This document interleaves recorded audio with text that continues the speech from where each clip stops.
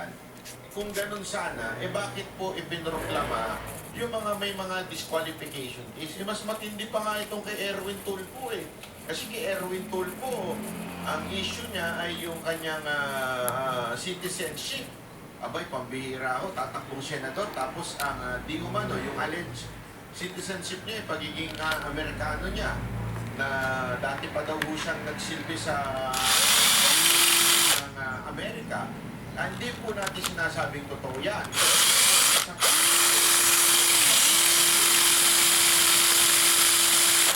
Yan ay mas mabigat kesa naman dito sa alegasyon na ibinabato dito sa dalawang party list.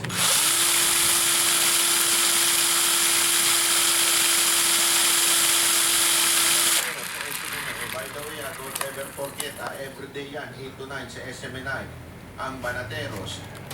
Kung mapapansin nyo doon, yung unang party list na disqualify na itong DH, di ba?